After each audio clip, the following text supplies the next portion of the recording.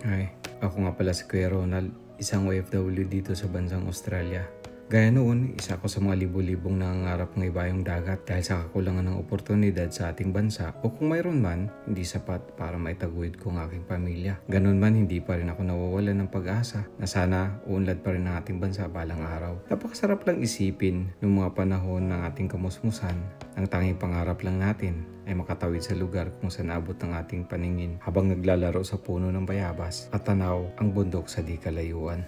Naalala niyo yun, mga batang 90s? Sa totoo lang, tama yung sinasabi nila. Kayang hamakin ang lahat pag isang magulang ka na, lalo sa isang tatay. Kaya mong hamakin ang lahat para may taguyod mo ang iyong pamilya kahit ang kapalit nito ay kalungkutan at pangungulila.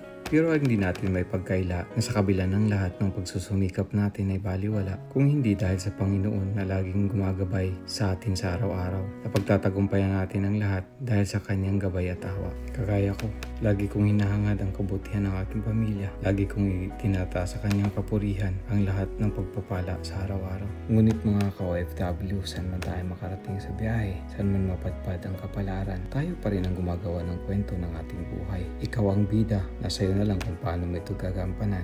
Ang lagi lang nating tatandaan mga ka-OFW na ang lahat ng pagod, pagsusumikap, kalungkutan at tagumpay ay inaalay natin para sa ating pamilya. Mabuhay tayong mga magulang na nagtataguyod sa ating pamilya, sa ating mga asawa, ating mga nanay na nagsusumikap para maitaguyod ang ating mga anak habang wala tayong mga tatay na naghanap buhay dito sa ibayong dagat para maibigay ang mga pangangailangan ng ating mga anak. Mabuhay tayong lahat mga ka-OFW. Tunay nga ang kapurihan at pasasalamat ay sa Diyos lamang. Mabuhay kayong lahat. God bless everyone.